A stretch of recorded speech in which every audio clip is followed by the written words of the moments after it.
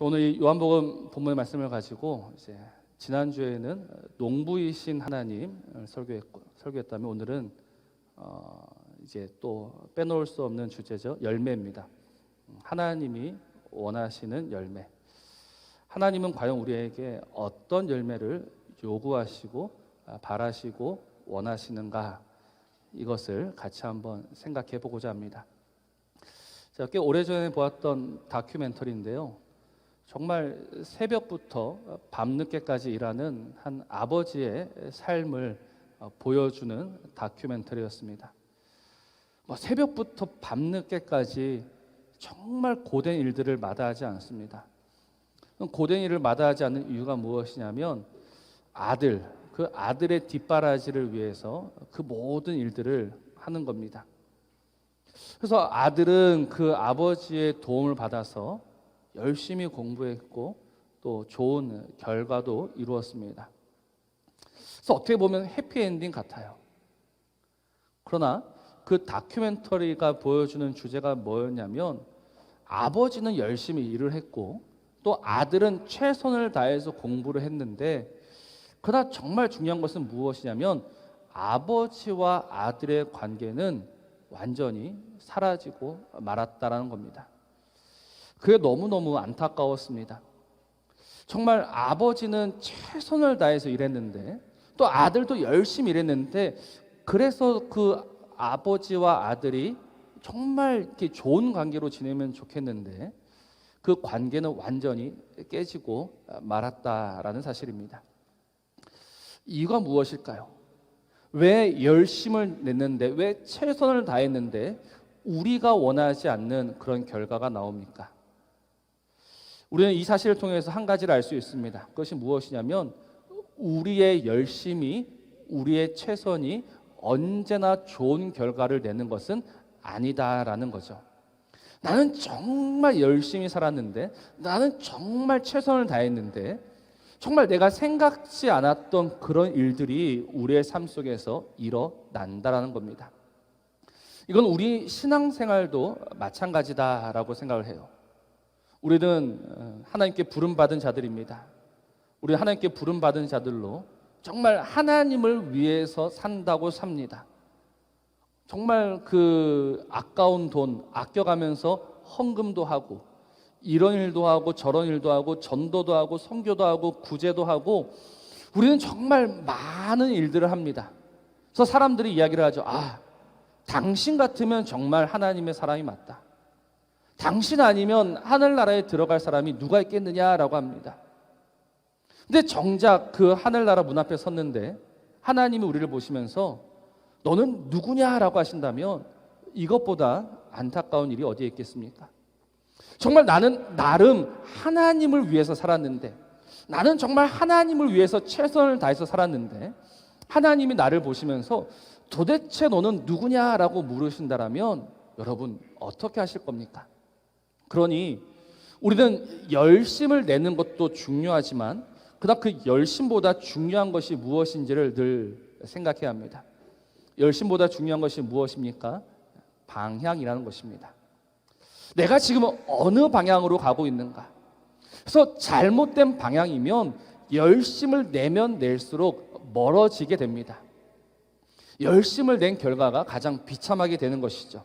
그래서 이 방향을 정하고 그 방향을 향해서 달려갈 때 우리는 하나님이 원하시는 그 영혼에 이르게 되는 것입니다. 그래서 오늘 말씀이 참 중요합니다. 왜냐하면 오늘 말씀은 하나님이 우리에게 분명히 열매를 요구하신다라고 가르쳐 줍니다. 우리는 열매 맺는 삶을 살아야 하겠죠. 그런데 열매를 맺되 어떤 열매를 맺을 것인가? 무슨 열매를 맺어야 할 것인가? 정말 하나님이 원하시며 하나님이 바라시는 열매는 무엇인가를 우리는 늘 생각해야 합니다. 그래서 우리는 미가서 6장 7절 말씀을 늘 생각을 해야 되는데요, 미가서 6장 7절 보면 이렇게 말씀합니다. 여호와께서 천천의 순양이나 만만의 강물 같은 기름을 기뻐하실까? 내 허물을 위하여 내 맏아들을, 내 영혼의 죄로 말미암아 내 몸에 열매를 드릴까라고 합니다. 우리가 보기에는 귀한 것들이 있죠. 천천의 순양, 만만의 기름, 내 맏아들, 내 몸, 이것보다 귀한 것이 어디 있겠습니까? 우리는 이 귀한 것들을 준비하면서 하나님이 이것을 기뻐하실 것이다 라고 믿습니다. 그러나 우리한테 귀하다라고 해서 그것이 하나님에게도 귀하다라고 생각하시면 안 됩니다. 우리는 이것이 가장 좋다라고 하지만 하나님은 그렇게 말씀하지 않으시는 거예요. 그래서 말라기 1장 10절 말씀이죠. 참 중요한 말씀입니다. 만군의 여호와가 이르노라 너희가 내 제단 위에 헛되이 불사르지 못하게 하기 위하여 너희 중에 성전 문을 닫을 자가 있었으면 좋겠도다. 내가 너희를 기뻐하지 아니하며 너희가 손으로 드리는 것을 받지도 아니하리라 라는 말씀이에요.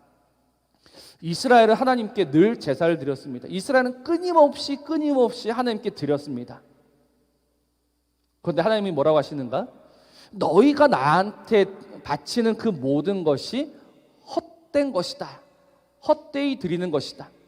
그래서 심지어 하나님이 너희들이 나에게 오지 못하도록, 너희가 나한테 더 이상 바치지 못하도록 누군가가 성전 문을 닫았으면 좋겠다라고까지 말씀하십니다. 참 충격적인 말씀이지 않습니까? 우리는 나름 하나님께 드리려고 이것저것 싸가지고 갔는데 하나님께서 문을 닫아버리시는 거예요. 오지 말아라는 거예요. 그런 거 가지고 올 바에는 안 오는 것이 낫다라고 우리에게 말씀하시는 거예요. 그래서 우리는 분명히 하나님께 드려야 되는데 이 드림, 이 열매는 단순히 우리 기준, 우리 생각으로 드리면 안 된다는 겁니다. 하나님께서 이걸 좋아하시겠지라고 섣불리 넘겨짚으면 안 되시는 거예요. 그다음에 하나님께서 도대체 우리에게 요구하시는 열매는 무엇일까요? 보통 이 본문을 가지고 우리는 전도의 열매도 맺어야 된다, 사랑의 열매도 맺어야 된다, 구제의 열매도 맺어야 된다, 선교의 열매도 맺어야 된다라고 이야기를 합니다. 맞습니다. 우리는 그 모든 열매를 다 맺어야 합니다. 그러나 오늘 우리가 기억해야 할 것은 그 모든 열매들이 어느 나무로부터 왔느냐, 이거를 생각을 해야 합니다. 다시 말씀을 드립니다. 어느 나무로부터 왔느냐, 이게 중요한 겁니다. 지난주 말씀이었죠. 주님은 포도나무십니다. 근데 여러분, 주님을 기억하실 때 그냥 포도나무라고 생각하시면 안 돼요. 주님은 어떤 포도나무십니까? 참 포도나무입니다. 주님이 참 포도나무다라고 하는 것은 다른 모든 포도나무는 무엇이 됩니까? 가짜가 되고 거짓이 되는 거예요. 아무리 그럴싸해 보이고 아무리 좋아 보여도 그 모든 포도나무는 가짜요, 들포도나무다라는 겁니다. 그러니까 아담의 후손인 우리는 아무리 열심을 내고 아무리 최선을 다해도 우리는 결국 들포도를 맺을 수밖에 없는 인생이다라는 겁니다. 우리는 서로를 보면서 야, 너는 정말 최고다, 너는 정말 뛰어나다라고 우리끼리는 엄지를 축혀 세우지만 그러나 하나님 앞에서는 정말 가치 없고 보잘것없고 쓸모 없다라는 겁니다. 그래서 우리는 무엇을 해야 합니까? 우리의 열매로는, 이 우리 나무에서 나오는 열매로는 절대 하나님께 기쁨이 될 수 없고 만족이 될 수 없다. 그래서 우리는 참 포도나무이신 주님께 접붙임된 겁니다. 우리가 참 포도나무이신 주님께 접붙임되었다라는 것이 무슨 의미냐면, 지금까지는 들포도를 맺던 인생이 이제는 접붙임됨으로 말미암아 극상품 포도를 맺을 수 있는 그 가지가 되었다라는 거예요. 그러니까 주님 안에 있으면 우리는 주님 안에서 극상품의 포도를 맺을 수 있는 거예요. 그런데 이 극상품의 포도라는 것이 도대체 무엇인가? 이제 무엇일 것 같습니까? 주님 안에서 이제 주님이 주시는 그 힘과 주님이 주시는 능력으로 이제 우리에게는 극상품 포도가 주렁주렁 열리게 될 건데, 도대체 이 극상품 포도의 정체는 무엇이냐는 겁니다. 한번 생각해 보십시오. 참 포도나무이신 주님, 그 주님이 열매를 맺으셨습니다. 그 주님은 어떤 열매를 맺으셨습니까? 그 주님은 이 땅에 오셔서 생명이라는 열매를 맺으셨습니다. 그럼 우리에게는 어떤 열매가 있어야 할 것 같습니까? 그렇죠. 참 포도나무이신 주님께 붙어있는 우리도 동일한 열매, 생명의 열매를 맺어야 되는 거예요. 그래서 요한복음 14장 12절 말씀, 우리가 이미 보았던 말씀이죠.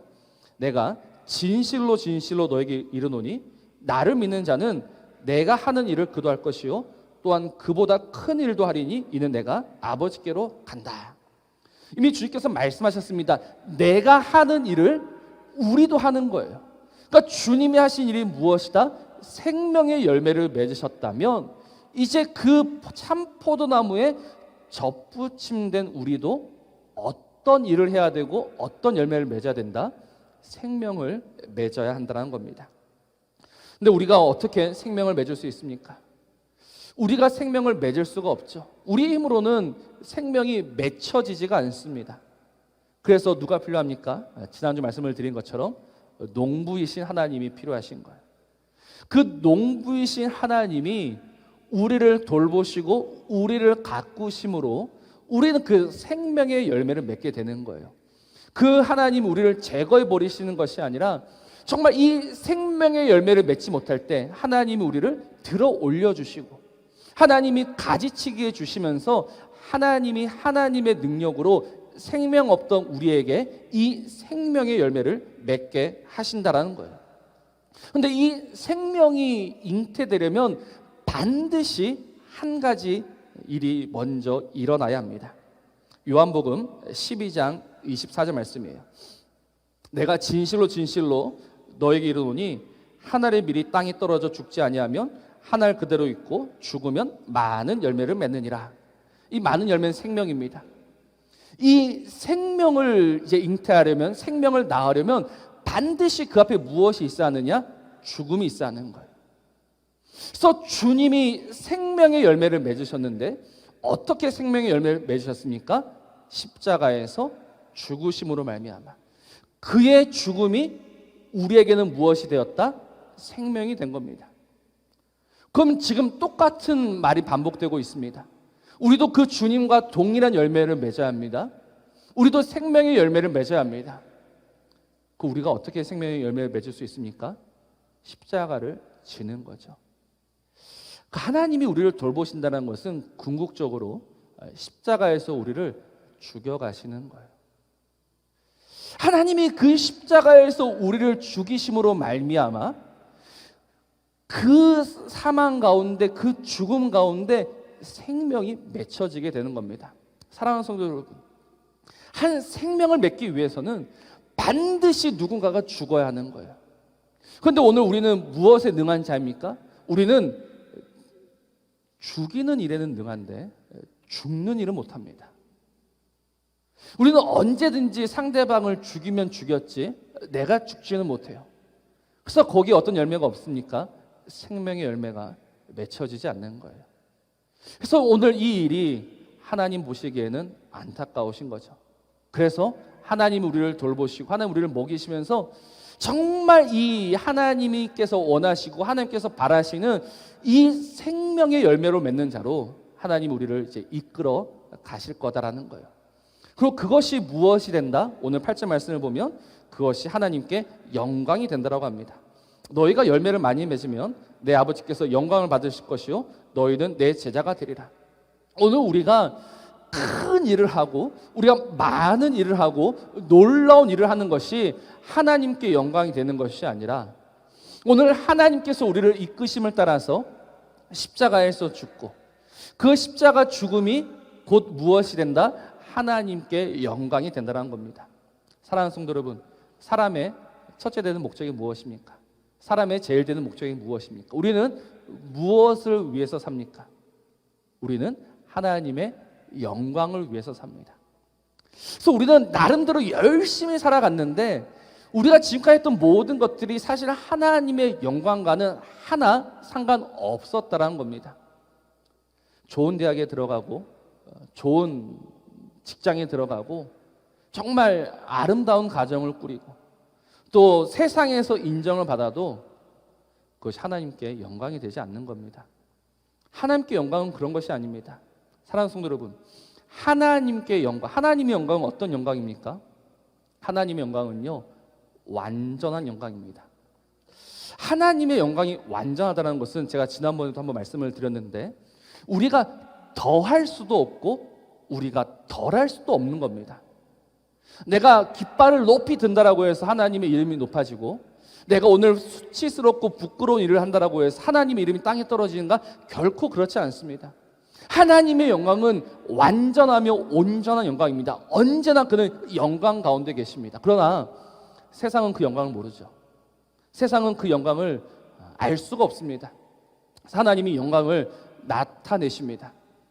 근데 하나님이 영광을 나타내실 때 어떻게 영광을 나타내시는가? 하늘을 가르시면서 저 땅을 찢으시면서 영광을 드러내시는 것이 아니라, 하나님은 단순히 오늘 이 땅 가운데 참 포도나무를 심으심으로 하나님의 영광을 나타내신다는 겁니다. 참 놀랍지 않습니까? 아무도 인정하지 않는, 아무도 거들떠보지 않는 참 포도나무 한 그루를 심으심으로 거기에 하나님의 영광을 주시는 거예요. 왜냐하면 그 십자가가 보여주는 것이 무엇이냐면, 우리를 향한 포기하지 아니하시는, 우리를 버리지 아니하시는, 우리를 후회하지 아니하시는 하나님의 끊임없는 사랑이 여기에 있다라는 것을 우리에게 보여주기 때문이죠. 하나님은 우리와 같지 않으십니다. 하나님은 인생이 아니십니다. 인생은 이랬다 저랬다 합니다. 인생은 오늘 좋았다가 내일 싫어지는 것이 인생입니다. 그러나 하나님은 그렇게 하지 않으세요. 하나님은 우리의 부족함, 우리의 연약함, 우리의 모자람을 다 아시는데, 그러나 그런 모자란 너를, 그런 부족한 너를 나는 사랑한다. 그래서 그 하나님의 변함없는 사랑, 그 하나님의 사랑이 드러나는 그 자리에 무엇이 나타나게 된다? 하나님의 영광이 나타나게 되는 거예요. 아, 하나님은 그런 하나님이시구나. 하나님은 나를 포기하지 아니하시고, 하나님은 나를 버리지 아니하시고, 하나님은 여전히 나와 함께 하시는구나. 그래서 오직 그 십자가에서만 무엇이 나타난다? 하나님의 영광이 나타난단 말입니다. 그래서 오늘 우리의 삶 속에 하나님의 영광이 나타나야 하는데, 오늘 우리의 무엇을 통해서 하나님의 영광이 나타나는가? 나의 십자가, 나의 죽음, 나의 초라함, 나의 작음을 통해서 이런 나를 사랑하시고 이런 나를 포기하지 아니하시는 하나님의 사랑, 하나님의 긍휼, 하나님의 자비, 하나님의 영광이 비로소 나타난다는 겁니다. 그래서 오늘 우리가 할 일은 무엇인가? 오늘 우리가 할 일은 하나님의 은혜를 따라서, 하나님의 인도하심을 따라서 우리가 할 일은 날마다 십자가에서 죽는 겁니다. 사랑하는 성도 여러분, 우리는 많은 일들을 하는 자가 아닙니다. 하나님께서 오늘 우리를 사랑하십니다. 사랑하셔서 때때로 우리를 정말 인생의 밑바닥에 처박아 두실 때가 있습니다. 그때 우리는 원망하죠. 그때 불평하죠. 하나님, 왜 나는 이 자리에까지 내려와야 합니까? 왜 나는 저 사람처럼 좀 높은 곳에 올라가면 안 됩니까? 그러나 하나님께서 하신 말씀이 무엇이냐면, 그 낮은 곳에 나의 영광이 있다라고 말씀하신 줄로 믿으시길 바랍니다. 저 높은 곳에 올라가야지만, 모든 것을 가져야지만 그것이 하나님께 영광이 아니라, 정말 아무것도 가진 것이 없고 정말 이 낮고 낮은 이 십자가, 이 죽음 위에 하나님의 영광이 있다라는 거예요. 그래서 요한복음 13장 31절 말씀을 보면 주님이 이렇게 말씀하십니다. 그가 나간 후에, 여기서 그는 가룟 유다입니다. 가룟 유다가 예수님을 팔러 나갔죠. 예수님을 죽이러 나갔습니다. 그때 주님께서 뭐라고 하십니까? 지금 인자가 영광을 받았고 하나님도 인자로 말미암아 영광을 받으셨도다. 이제 예수님은 십자가에서 죽으셔야 하는데, 그 십자가에서 죽으심이 무엇이다? 영광이다라는 겁니다. 그래서 우리는 이 사실을 믿어야 합니다. 나의 큼이, 나의 힘이 영광이 아니라 나의 죽음이, 나의 초라함이 하나님께 영광이 되는 겁니다. 그래서 그 주님의 말씀을 따라서, 그 주님의 은혜를 따라서 오늘도 내가 질 수 없는, 내가 정말 벗어버리고 싶은 그 십자가를 지는 그 사람이 무엇이 됩니까? 오늘 8절 말씀 다시 보십시오. 너희가 열매를 많이 맺으면 내 아버지께서 영광을 받으실 것이요 너희는 내 제자가 되리라. 제자입니다. 제자가 누굽니까? 누가복음 6장 40절 말씀이죠. 이렇게 말씀합니다. 제자가 그 선생보다 높지 못하나 무릇 온전하게 된 자는 그 선생과 같으리라. 그러니까 제자가 누구냐면 곧 선생이고 제자는 곧 예수 그리스도다라는 거예요. 제자가 누구냐? 예수님과 같은 사람입니다. 예수님과 같은 사람이라는 것은 예수님과 같은 열매를 맺는 사람이라는 거예요. 그러니까 예수님이 십자가에서 그 모든 생명의 열매를 맺으신 것처럼 우리도 오늘 그 십자가에서 하나님께서 원하시는 그 열매를 맺어갈 때 나는 제자가 되고 나는 하나님의 사람이 되고 나는 하나님의 그 영광을 위하는 하나님의 사람이 될 수 있단 말입니다. 그러니 나의 자금과 나의 초라함을 부끄러워하지 마십시오. 오히려 나의 자금과 나의 초라함을 자랑할 수 있는 그런 교회가 되었으면 좋겠습니다. 참 이게 사람들이 모여 있다 보니 우리에게는 이 자존심이라는 것이 있습니다. 이 자존심 때문에 우리는 십자가를 버립니다. 그러나 그 자존심 때문에 십자가를 버림으로 말미암아 모든 것을 버리게 되는 겁니다. 오늘 우리가 주 예수 안에서 하나가 되었는데 우리가 여전히 자존심을 가지고 살아가고 있더라면 그거는 하나님 앞에 바르지 못합니다. 우리는 우리의 자금과 우리의 약함을 부끄러워하지 않습니다. 우리의 초라함을 창피하지 않습니다. 오히려 우리의 이 민낯을 드러내는 가운데 서로가 그것을 용납하고 서로가 그것을 품어주는 가운데 거기에서부터 하나님의 영광이 임하게 되고 하나님의 나라가 시작이 되고 그동안 우리가 바랄 수 없었던 크고 놀라운 생명의 열매가 맺혀지기를 시작하는 겁니다. 오늘 우리 안에 정말 그 작은 것 하나 품어주지 못하면서 우리가 그 작은 것 하나 용납하지 못하면서 하나님께 영광이 될 수 있다, 하나님의 사람이 될 수 있다, 하나님의 역사가 시작된다라고 말씀하시면 안 됩니다. 오히려 서로가 서로의 약점과 서로의 모자란 점과 서로의 부족한 점을 온전히 보듬어 줄 때 거기에 생명의 열매가 맺히게 되고 하나님이 그 생명의 열매를 기뻐하시고 그 가운데 하나님의 영광을 부어주시는 것이죠. 그러니 사랑하는 성도 여러분, 하나님께서 우리에게 오늘도 은혜를 주셔서 또다시 우리의 어깨 위에 그 십자가를 지게 하실 겁니다. 그래서 하나님은 반드시 우리를 죽음으로 이끄실 겁니다. 그러나 그 죽음은 죽음이 아닙니다. 요한복음 21장 19절 말씀이죠. 이 말씀하심은 베드로가 어떠한 죽음으로 하나님께 영광을 돌릴 것을 가리키심이로라. 베드로의 죽음이 무엇이 된다? 하나님께 영광이 된다라는 겁니다. 베드로의 성공이 영광이 아니라 베드로의 죽음입니다. 오늘 나의 죽음이 하나님께 영광이 됩니다. 오늘 가만히 한번 생각해 보십시오. 내가 정말 감당할 수 없는 한 사람이 있을 겁니다. 내가 정말 품을 수 없는 한 사람이 있을 겁니다. 정말 저 사람만큼은 내가 어떻게 할 수가 없다. 내가 아무리 예수를 믿어도 저 사람은 안 된다 싶은 그 한 사람이 누구에게나 있을 겁니다. 그러나 그 사람을 위해서, 정말 그 한 사람을 위해서 우리가 하나님의 은혜를 따라서 하나님의 도우시는 그 힘을 따라서 십자가를 메고 나아간다면 나는 작고 나는 초라해지고 나는 분명 무시당할 수도 있을 겁니다. 그러나 오히려 그 가운데 하나님의 크심과 하나님의 강함과 하나님의 온전하심, 하나님의 영광이 나타날 겁니다. 우리는 그 일에 부름받은 자들입니다. 우리는 오늘 큰 성을 쌓기 위해서 부름받은 자들이 아니라 오늘 나에게 주어진, 나에게 맡겨주신 그 작은 십자가 하나 지면서 살아가는 것, 그것이 하나님이 우리에게 바라시는 열매입니다.